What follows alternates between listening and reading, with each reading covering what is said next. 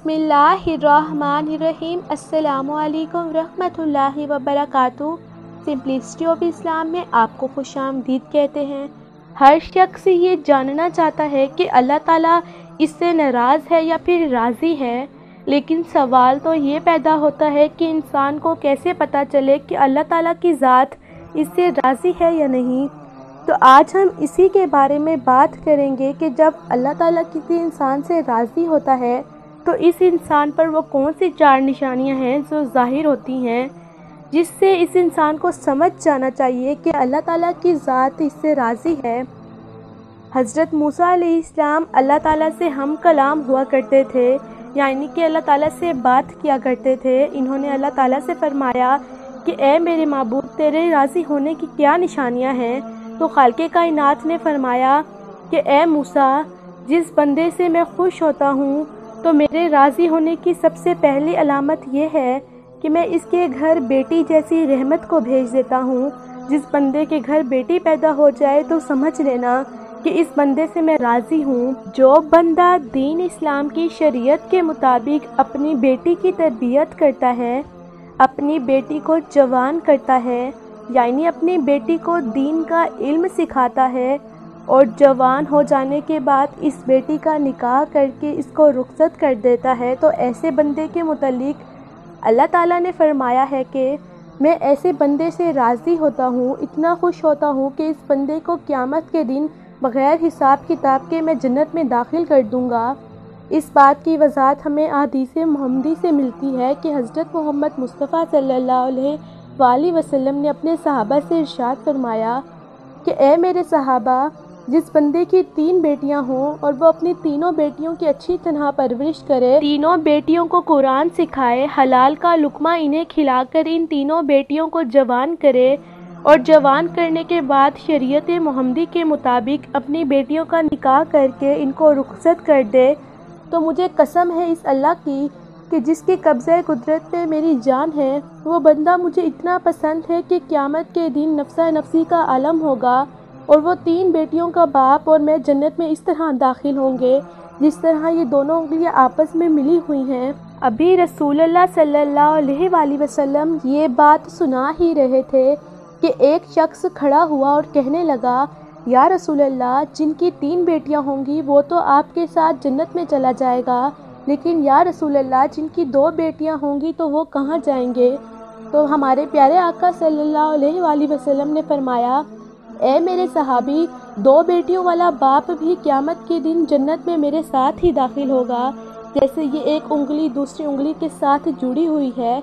फिर एक दूसरा शख्स खड़ा हुआ और वो कहने लगा, या रसूलल्लाह, 3 बेटियों वाला तो जन्नत में चला जाएगा और 2 बेटियों वाला भी आपके साथ जन्नत में चला जाएगा, लेकिन या रसूलल्लाह, मेरी तो सिर्फ एक ही बेटी है, तो क्या मैं आपके साथ जन्नत में नहीं जा पाऊँगा?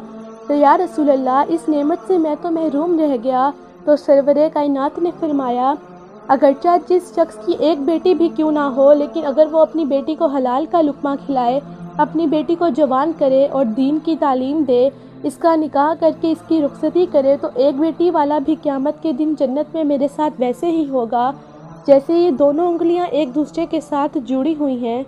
फिर तीसरा शख्स खड़ा हुआ और रोने लगा, इसकी आंखों में आंसू आ रहे थे। तो रसूल सल्लल्लाहु अलैहि वसल्लम ने फरमाया, ए शख्स, तुम्हें क्या हुआ, तुम क्यों रो रहे हो? तो वो कहने लगा, या रसूलल्लाह, मैं तो इस नेमत से महरूम रह गया हूँ। तो रसूल सल्लल्लाहु अलैहि वसल्लम ने फरमाया, ए शख्स, बताओ तो सही क्या हुआ है? तो वो शख्स कहने लगा, या रसूलल्लाह, मेरी तो एक भी बेटी नहीं है, तो फिर मैं कहाँ जाऊँगा? मैं तो आपके साथ जन्नत में नहीं जा पाऊँगा। तो सरवरे कौनैन ने फरमाया, ए शख्स, क्या तुम्हारी बहन है? उस शख्स ने कहा, जी हाँ या रसूलल्लाह, मेरी एक बहन है।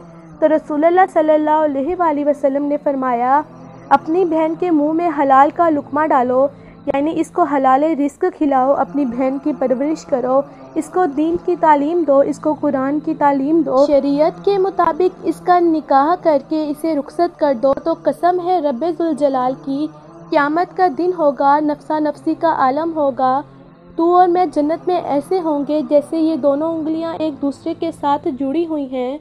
तो इस बात से बेटी की शान और मर्तबा का अंदाज़ा लगाया जा सकता है। बेटी अल्लाह ताला की रहमत होती है پھر اللہ تعالیٰ نے حضرت موسیٰ علیہ السلام سے فرمایا کہ اے موسیٰ، میرے خوش ہونے کی دوسری نشانی یہ ہے کہ میں جس قوم سے راضی ہوتا ہوں تو دولت بخیلوں کے ہاتھوں سے نکال کر سخی لوگوں کے ہاتھوں میں دے دیتا ہوں، اور جب سخی لوگوں کے ہاتھ میں پیسہ آ جاتا ہے تو پھر اس قوم میں خوشحالی، امن و سکون اور چین آ جاتا ہے۔ قوم کا ہر بندہ خوش نظر آتا ہے۔ اگر حکومت کرنے والے لوگوں میں سخی لوگ ہوں اور نیک لوگ ہوں تو سمجھ لینا کہ میں اس قوم پر راضی ہوں۔ اللہ تعالیٰ نے حضرت موسیٰ علیہ السلام کو اپنے خوش ہونے کی، اپنے راضی ہونے کی تیسری نشانی یہ بتائی ہے کہ جس شخص کے ماں باپ اس سے راضی ہیں تو سمجھ جانا میں بھی اس سے راضی ہوں، اور جس شخص کے ماں باپ اس سے راضی نہیں ہیں تو اللہ تعالیٰ بھی اس شخص سے راضی نہیں ہے۔ اور اگر تمہارے ماں باپ تم سے ناراض ہیں اور ناخوش ہیں تو انہیں راضی کرو، ان سے معافی مانگو۔ اللہ تعالیٰ جس بندے سے خوش ہوتا ہے اس بندے کو اپنے ماں باپ کی خدمت میں لگا دیتا ہے۔ آپ نے یہ سنا ہی ہوگا کہ ماں باپ راضی تو خدا راضی، تو اپنے ماں باپ کی عزت کرو، ان کی فرما برداری کرو، نیک بنو۔ اللہ تعالیٰ نے حضرت موسیٰ علیہ السلام کو اپنے راضی ہونے کی اور اپنے خوش ہونے کی چوتھی نشانی یہ بتائی کہ جس بندے سے میں خوش ہوتا ہوں، جس بندے سے میں راضی ہوتا ہوں، جب سردیوں کا موسم آتا ہے، جب بہار ٹھنڈی ہوتی ہے اور ایسے موسم میں ہر بندہ نرم گرم بستروں میں سویا ہوا ہوتا ہے اور سکون کی سانسیں لے رہا ہوتا ہے، اور جب رات کا دوسرا پہر آتا ہے تو سردی کی رات کے دوسرے پہر سردی زیادہ بڑھ جاتی ہے، تو اللہ تعالیٰ فرماتا ہے کہ جب رات کا دوسرا پہر آتا ہے تو میرا جو بندہ اس سردی میں اٹھتا ہے اور وہ ٹھنڈے پانی سے وضو کرتا ہے اور میری عبادت میں اپنے سر کو میرے سامنے جھکاتا ہے، میری محبت میں اپنے سر کو جھکاتا ہے، ایسے شخص سے میں بھی محبت کرتا ہوں اور میں ایسے شخص سے ہمیشہ راضی رہتا ہوں۔ کچھ لوگ یہ سمجھتے ہیں کہ اللہ تعالیٰ جن لوگوں کو دولت سے نوازتا ہے، جن لوگوں کو عزت سے نوازتا ہے، جن کا بڑا کاروبار ہے، بڑی بڑی گاڑیاں ہیں، بڑا گھر ہے، تو ایسے شخص سے اللہ تعالیٰ خوش ہے، لیکن ایسا نہیں ہوتا بھی ہے اور نہیں بھی،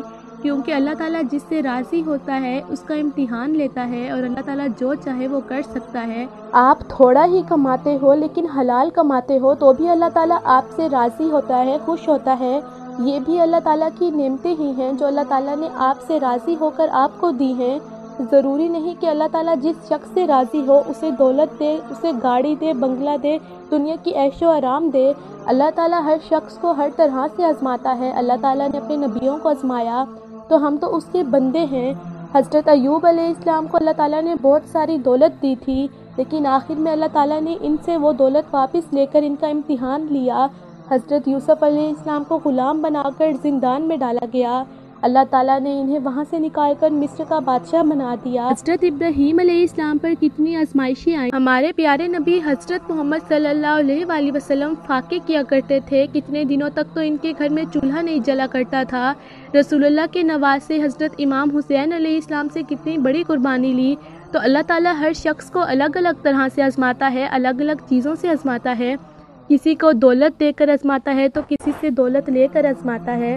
اللہ تعالیٰ قرآن میں فرماتا ہے کہ بے شک ہم تمہیں آزمائیں گے اور ضرور آزمائیں گے۔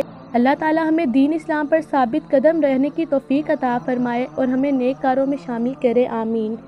امید ہے آپ کو ویڈیو اچھی لگی ہوگی، لائک کریں، کامنٹ کریں، شیئر کریں، سبسکرائب کریں، شکریہ۔